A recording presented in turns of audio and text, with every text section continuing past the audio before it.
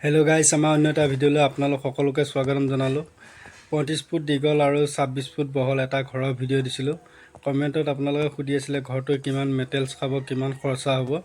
মই আজি এই ভিডিঅ'টোত আপোনালোকক সেই ঘৰটোত কিমান খৰচা হ'ব, কিমান কি হ'ব, কিমান মেটেৰিয়েলছ লাগিব মই সম্পূৰ্ণখিনি জনাই দিম। আপোনালোকে ভিডিঅ'টো প্ৰথমৰ পৰা শেষলৈকে স্কিপ নকৰাকৈ চাই থাকিব। স্কিপ নকৰাকৈ চালে ভিডিঅ'টোত গম পাব ক'ত কিমান খৰচ আছে, মই ভিডিঅ'টোৰ মাজত কৈ দিম। আপোনালোকে ভিডিঅ'টো স্কিপ নকৰাকৈ চাব, তেতিয়া গম পাব। ভিডিঅ'টো চাই এটা লাইক কৰি আমাৰ ইউটিউব চেনেলটো ছাবস্ক্ৰাইব কৰি দিব। আগলৈ এনেকুৱা ঘৰৰ ভিডিঅ'বোৰ পাই থাকিব। আহক মেইন ভিডিঅ'টোৰ মাজলৈকে আগবাঢ়ি যাওঁ।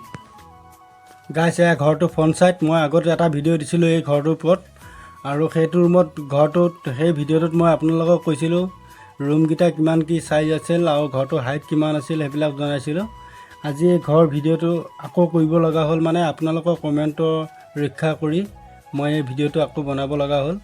আপোনালোকে সুধি আছিলে ঘৰটো কিমান মেটেৰিয়েলছ খাব আৰু কিমান খৰচা হ'ব। মই যিমানখিনি পাৰোঁ আজি আপোনালোকক এই ঘৰটোত খৰচা দিবৰ কাৰণে চেষ্টা কৰিম, খৰচাখিনি জনাবৰ কাৰণে চেষ্টা কৰিম। আৰু মই ঘৰটোত এটা বস্তু মই আপোনালোকক খৰচা দেখুৱাব নোৱাৰিম বা ক'ব নোৱাৰিম, কোনে দৰ্জা খিৰিকী কিমান কেনেকুৱা ষ্টাইলত দিয়ে মই সেইটো ক'ব নোৱাৰিম। ষ্টাইলত দিয়াৰ লগতে দৰ্জা খিৰিকীৰ কাঠ বেছি লাগি যায়, আৰু কিছু লোহাৰৰ ফ্ৰেম দিব, কোনোবাই কাঠৰ ফ্ৰেম দিব পাৰে। সেইটো কাৰণে মই দৰ্জাৰ খিৰিকী হিচাপটো নিদিওঁ, বাকী মেটেৰিয়েলছৰ আপোনালোকৰ হিচাপটো মই দি দিম। আপোনালোকে ভিডিঅ'টো প্ৰথমৰ পৰা শেষলৈকে চাই থাকিব। চাই এটা লাইক কৰি আমাৰ ইউটিউব চেনেলটো ছাবস্ক্ৰাইব কৰি দিব। আগলৈ এনেকুৱা ঘৰৰ ভিডিঅ'বোৰ পাই থাকিব। আৰু এখন বান্দা সন্মুখত দেখিছেনে? বান্দাখন আছে 6 ফুট আৰু 13 ফুট। আগৰ ভিডিঅ'টোত আপোনালোকে চাইছিলে আৰু ৰুমকেইটা গম পাইছিলে চাগে, তথাপিও মই এবাৰ কৈ দিম বাৰু যিমানখিনি পাৰোঁ। ঘৰটোৰ ফ্ৰণ্ট ছাইডখিনি 5 ইঞ্চি ৱাল গাঠা হৈছে, আৰু ভিতৰৰ ৱালখিনি 3 ইঞ্চি আছে। বান্দাখনখিনি 5 ইঞ্চি আছে বাৰু, দেখিছেনে?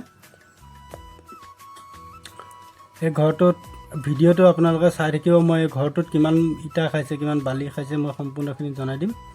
আপোনালোকে ভিডিঅ'টো চাই থাকিব দেই।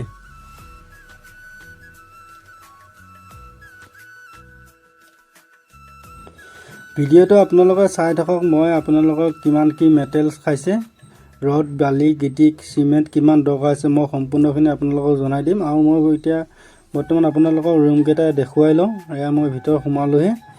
এয়া চাওকচোন, এইটো ৰুম আছে 13 ফুট বহল আৰু 17 ফুট দীঘল। 3 ইঞ্চি ৱাল মৰা হৈছে ঘৰটোত। ফ্ৰণ্ট ছাইডৰখিনি 5 ইঞ্চি ৱাল গাঠা হৈছে। আৰু বহুতে কয় 3 ইঞ্চি ৱাল ঘৰ কমজুৰি হয়। ইমান কমজুৰি একো নহয়। মাজৰ 7 ফুটৰ লিণ্টাৰটো মাৰি দিয়াৰ পাছত, পোষ্ট জাম দিয়াৰ পাছত আপুনি গুৰি মাৰি এখন ৱাল ভাঙি দিব নোৱাৰিব, বহুত মজবুত হয়। 3 ইঞ্চি ৱালত মানুহে কয় ৱালটো বহুত কমজুৰি হয় বুলি। মই ইমান কমজুৰি হয় বুলি নাভাবোঁ, মই নিজে যিহেতু কাম কৰোঁ। আৰু যদি 15 ফুটতকৈ ওপৰত লেঙি হয় ৱালখন, তেতিয়া আপোনালোকে মাজত এটা পোষ্ট লগাই দিব। কোনো কাৰণত ৱালখন কমজুৰি হ'ব নোৱাৰে। আৰু এইটো ৰুমো আছে 17 ফুট দীঘল, 15 ফুট 13 ফুট বহল, 17 ফুট দীঘল এই ৰুমটো। এটাৰ পৰাটো 2টা ৰুম আছে। দেখিছেনে? চাওক, মই দেখুৱাই আছোঁ। আমাৰ ইয়াত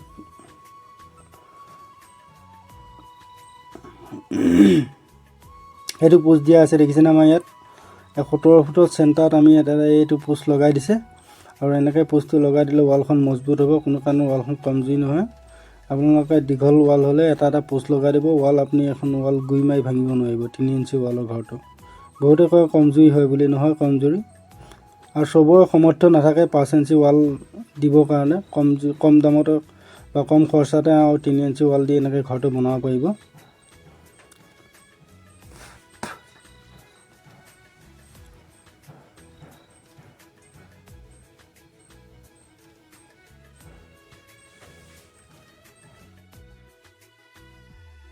আপোনালোকে 15 ফুটতকৈ দীঘল ৱাল হ'লে মাজত পোষ্ট লগাই দিব, ঘৰটো বহুত মজবুত হ'ব।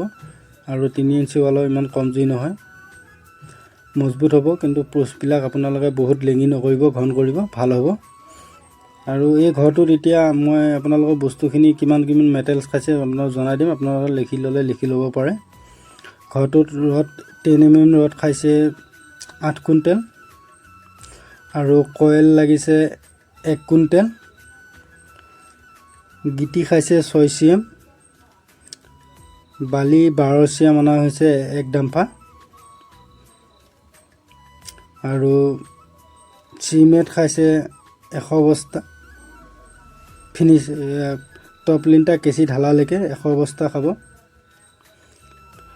ইটা খাইছে 7,000 আৰু এই ঘৰটোত মিস্ত্ৰী খৰচা আছে 95,000 টকা। 95,000 টকাত জাপজুপ টপ লিণ্টাৰ ঢালালৈকে কেঁচি ঢালালৈকে 95,000 টকাত এই ঘৰটো কাম ফিনিচিং কৰি দিব মিস্ত্ৰীয়ে। আৰু এই ঘৰটো মই নিজৰ হাতে মই নিজে কৰা নাই, বেলেগ মিস্ত্ৰীয়ে কৰিছে। 95,000 টকাত ঘৰটো ফিনিচিং কৰি দিব, গাঁথনি কৰি কেঁচি ঢালি দিয়ালৈকে। মই আকৌ এবাৰ কৈছোঁ, আপোনালোকৰ বস্তুখিনি লিখি লওক দৰকাৰ হ'লে। ৰড খাইছে 8 কুইণ্টেল, কয়েল 1 কুইণ্টেল, গিটি 6 CM, বালি 1 ডাম্পাৰ অনা হৈছে আৰু চিমেণ্ট 100 বস্তা গৈছে আৰু ইটা 7,000 গৈছে। আৰু বেছি লাগিলেহেঁতেন, বাকী ৱালখিনি আমি ফ্ৰণ্ট ছাইডৰ বাহিৰে বাকী ৱাল 3 ইঞ্চি কৰাৰ কাৰণে বেছি লাগিছে, কম লাগিছে।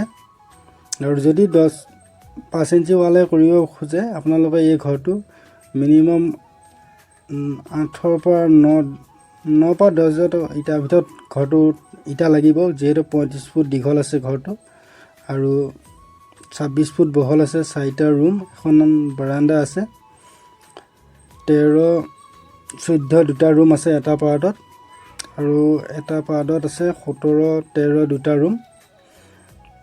আৰু এই ৰুমটোও আছে 17-13-14 ৰুম। এইটো বাৰাণ্ডাৰ লগৰ ৰুম, এইটো ড্ৰয়িং ৰুম হ'ব। এইটো আলহী দুলহী আহিলে বহাৰ ৰুম হ'ব, এইটো বাৰাণ্ডাৰ লগৰ ৰুম।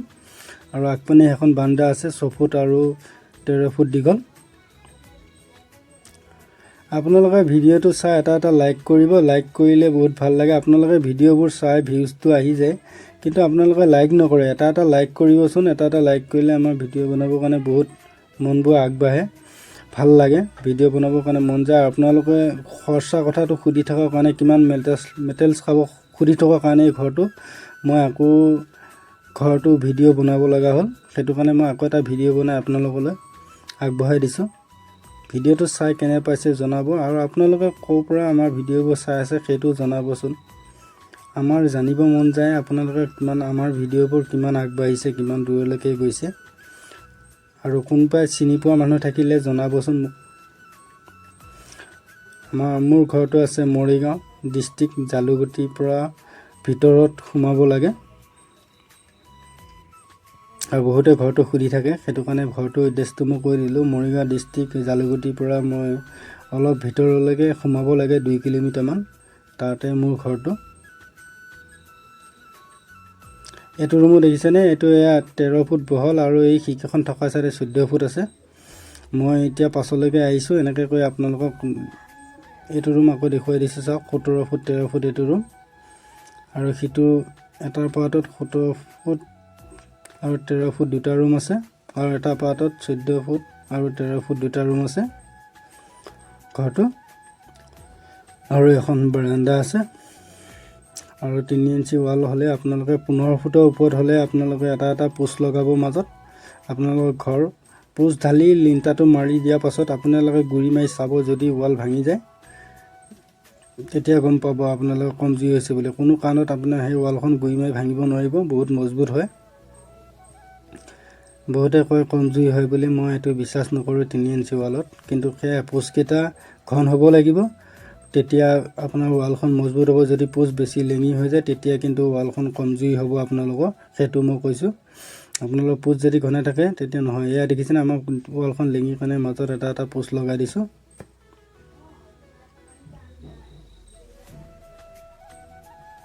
আৰু দৰ্জা খিৰিকী কাঠৰ হিচাপটো মই আপোনালোকক কোৱা নাই, যিহেতু আপোনালোকৰ দৰ্জা খিৰিকী কোনে কেইখন দিব সেইটো মইতো গম নাপাম। সেইটো কাৰণে আপোনালোকৰ দৰ্জা খিৰিকী কাঠৰ হিচাপটো মই দিয়া নাই। পাকা কামৰ যিখিনি সঁজুলি লাগে মই এইখিনি আপোনালোকক জনাই দিছোঁ। আৰু ভিডিঅ'টো চাই কেনেকুৱা পাইছে জনাব। মই যিমানখিনি পাকা মেটেৰিয়েলছ লাগে আপোনালোকক জনাই দিলোঁৱে। আৰু আশা কৰিছোঁ আপোনালোকে ভিডিঅ'টো চাই ভাল পাব বুলি।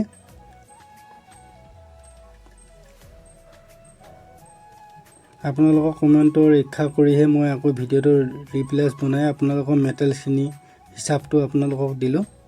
কাঠমিস্ত্ৰী হিচাপটো মই ইয়াত দিয়া নাই। টপ লিণ্টাৰ মানে যিমানখিনি বস্তু হিচাপ দিলোঁ এইখিনি হিচাপত আপোনাৰ ঘৰটো কেঁচি ঢালালৈকে হৈ যাব। আৰু টিং কাঠৰ হিচাপটো এক্সট্ৰা আহিব, ইয়াৰ লগত নাহে। আৰু আজি ভিডিঅ'টো আপোনালোকক ইয়াতে সমাপ্ত কৰিছোঁ। আন এটা ভিডিঅ'ত লগ পোৱাৰ আশাৰে আজি ভিডিঅ'টো ইমানতে সমাপ্ত কৰিছোঁ।